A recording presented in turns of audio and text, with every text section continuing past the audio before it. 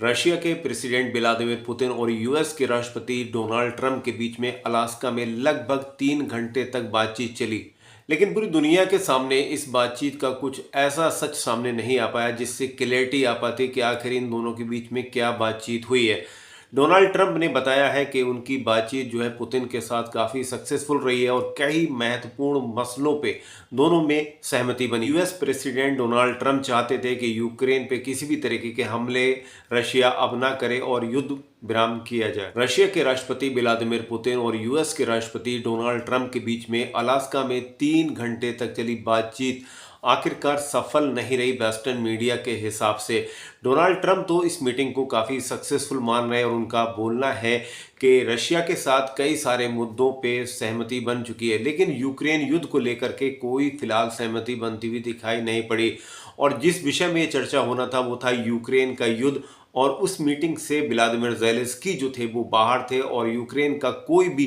प्रतिनिधि वहां पर नहीं था जिससे बातचीत की जा सकती हो। डोनाल्ड ट्रंप ने रॉयटर्स को दिए एक इंटरव्यू में बताया कि पुतिन के साथ उनकी जो बातचीत है वो काफी सफल रही और कई सारे मुद्दों पे उनकी सहमति बन गई, लेकिन रशिया के प्रेसिडेंट पुतिन ने इस तरीके के कोई संकेत नहीं दिए कि यूक्रेन के साथ उनका युद्ध विराम हो जाएगा और वो मीडिया से सवाल लेते हुए बचते हुए दिखाई पड़े। ट्रंप की माने तो ये बातचीत उनके लिए काफी सकारात्मक रही, लेकिन वेस्टर्न मीडिया की माने तो यूरोपीय यूनियन जो है उसके हिसाब से ये बातचीत जो है पूरी तरीके से विफल रही है, क्योंकि यूक्रेन युद्ध पे कोई समझौता फिलहाल तो होता हुआ नहीं दिखाई पड़ा। डोनाल्ड ट्रंप ने जब पुतिन से दोबारा मुलाकात की बात कही तो उस पर पुतिन ने इंग्लिश में जवाब देते हुए कहा कि मॉस्को में अगली मीटिंग हो सकती है। भारत के लिहाज से भी ये मीटिंग काफी इंपॉर्टेंट रहने वाली थी, क्योंकि रशिया का जो क्रूड भारत खरीदता है उसके चलते यूनाइटेड स्टेट ने पहले 25% का टैरिफ और उसके बाद 25% का और एडिशनल टैरिफ लगाया था, जिससे टैरिफ बढ़ के 50% हो गया है।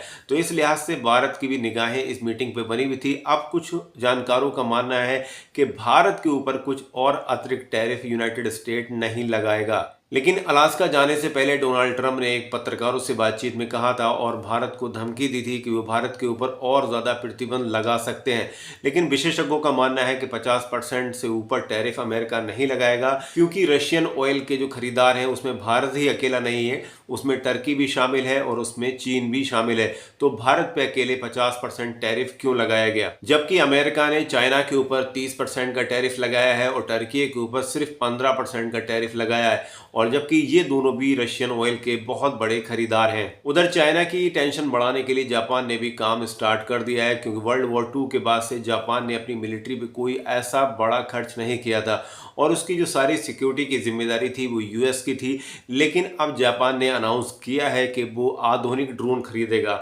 और सबसे पहली पसंद जो जापान के एक्सपर्ट की और उसकी मिलिट्री की है वो है टर्किश के TB2 ड्रोन। जापानी एक्सपर्ट का मानना है कि टर्किश TB2 ड्रोन जो है वो हमला करने में तो सक्षम है ही, साथ में निगरानी और जासूसी के लिए भी टर्किश ड्रोन जो है वो काफ़ी बेस्ट है, और यूक्रेन युद्ध में इन ड्रोन ने अपना लोहा भी पूरी दुनिया के सामने मनवाया है। तो जापान की पहली पसंद जो है वो टर्किश के ड्रोन है और काफ़ी बड़ी संख्या में टर्किश ड्रोन खरीदने की तैयारी कर रहा है जापान। उसके अलावा जापान इसराइल से भी हारून ड्रोन खरीदेगा, क्योंकि ये ड्रोन भी काफ़ी अच्छे होते हैं और इनका भी इस्तेमाल भारत पाकिस्तान ऑपरेशन सिंदूर के दौरान काफ़ी बड़े पैमाने पर इस्तेमाल किया गया था और ये ड्रोन भी काफ़ी सक्सेसफुल माने जाते हैं। तो जापान की फ़िलहाल ये दोनों ड्रोन जो हैं वो पहली पसंद बने हुए हैं, जिससे चीन में टेंशन लाजमी है। और जापान की तैयारी देखते हुए चीन को भी टेंशन हो रही है, क्योंकि जापान यहीं रुकने वाला नहीं है और फ्यूचर में वो 5th जनरेशन पे भी कामकाज कर रहा है। उधर अगली खबर की बात करें तो मिडिल ईस्ट में काफ़ी टेंशन का माहौल चल रहा है, क्योंकि इसराइल ने अब नाम खुल के लेना स्टार्ट कर दिया है।